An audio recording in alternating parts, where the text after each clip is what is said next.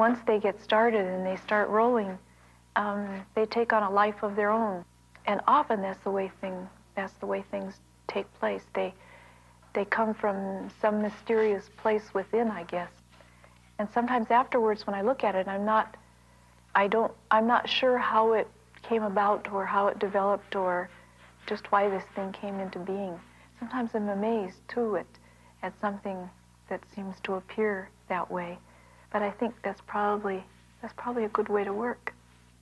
The colors of leather and things, and when I was a kid I used to run my hands over the saddles and the different colors of leather and the different colors of the ropes, depending on whether they were new or used. All of those things, I think, really affected my sense of color, my taste in textures and things, and continue to this day. And in the old days, the travois was the thing that carried all your belongings. So in a sense, what I did was I sort of put my things on there, like you would go on a journey. The idea of movement across the landscape, of course, was important to me. And I put teepees on there and symbols for dolls and things that you might find in the grass, children's games, summer encampment, things like that. I piled on this travois and then used the colors that meant something to me, the colors of smoke, the grays, the subdued colors. And so in essence, what I had done with that one piece was bound together my formalist training, some of the abstract expressionists from my background, and then my caring about many of the things in the Indian world. And to me, it was one of the greatest steps in my whole career to be able to put those things together and have it come out with great meaning for me. The landscape is never static to me. It's always moving. The sun is moving, so the light is changing, the shadows are changing. Trees are moving, and there are always tracks. There's always indication of things going on. There's a sense of movement or rhythm or activity. For instance, the activity around the water hole. That was an area in which things happened and things were done. It's not static. I mean, death was always taking place everywhere I went because we were rootless and we moved all the time. So that meant that your animals got left behind or something happened to them. But those things became the things that I probably sought solace in or held on to most, were the animals. And my father. And my father was there sometimes he wasn't. And sometimes things were not good with him, and sometimes they were. So I guess the things that I really emphasized as I grew older were the times that were good with him, and the landscape and the animals. When I was young, a lot of times in isolated places where I lived, or I had to stay at a foster home, a lot of times animals became the things I could make friends with. Animals have always had a sense of person about them to me. And animals' eyes, I know they have a soul. I know they do. And I'm comforted by them a lot.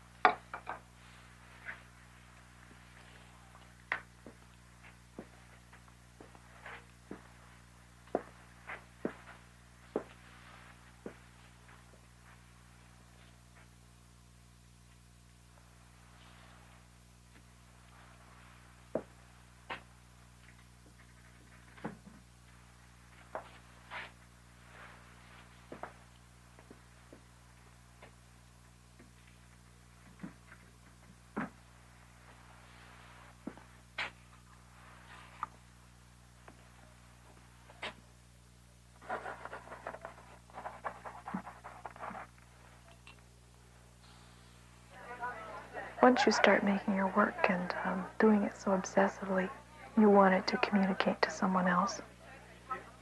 Some of the nicest things I've heard are that maybe an elderly woman would walk up to me and tell me what joy I bring into her daily life, that she has a peace of mind in her living room.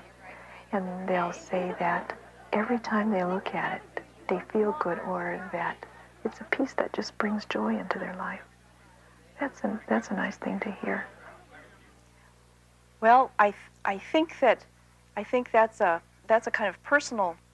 I mean, that's a personal aside. First, I'm an artist, and I think that if we think about the Jewish artists in New York, like Miriam Shapiro and Paul Brock and Susie Carlisle and friends of mine, we don't think of all their work as a school of art. I mean, they each came from different walks of life, and so they have a tribal feeling because they're Jewish. And I think of Indians, contemporary Indians anyway, as having a tribal feeling, a brotherly feeling for one another. But it doesn't. It doesn't describe your work. In the early 1970s, I spent a whole semester on Italian Madonnas, and to purge myself from spending this whole semester with these Italian Madonnas, I made my own Madonna. And I'd been to New York to see some things, and I'd seen Marisol's portraits on doors. So I took the chair and painted clouds on the side. It's a regular kitchen chair, painted clouds on the sides, and put my Indian Madonna on here with the American flag, so you could identify she was American, not Italian, and also that her god was red. And like the Northern Renaissance used a lot of symbols, she has an ear of corn for a heart. And I put her in a picture frame because it kind of symbolized the idea that Indians might only be seen in pictures in museums sometime from now. And the baby's in a picture frame. The baby's body is made out of a sheepskin to give the idea of anthropomorphism, and her hands are made out of bird wings for that same idea. And I cleansed myself of the Italian Madonnas.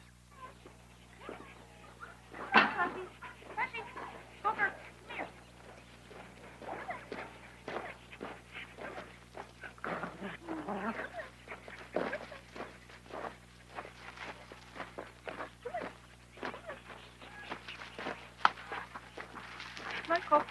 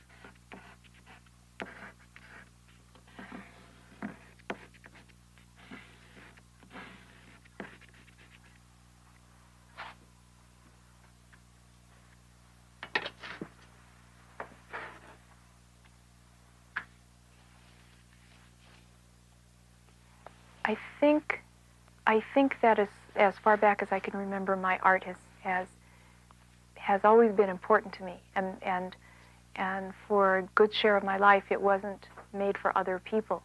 It was made for myself. And the fact that I can make it for other people now and other people can enjoy it, I think is probably one of the nicest things that could ever happen to me. But it's always been an obsession. There was a time when I had the obsession, but it did not have vision. And I didn't have the foundation to have vision. And I think that it took the past 20 years of thinking and moving and going to school and pulling things together to create the vision.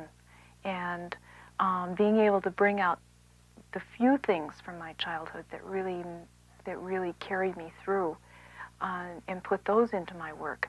And then with this obsession, it gives me a great harmony in my life. It's the major thing in my life that gives me great peace. And it's been something that's been really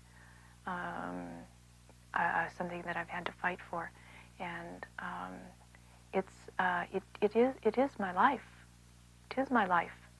I think there's no way to take it away from me now. I mean, something would. I mean, I would have to be blind or something to have it taken away. It's my life.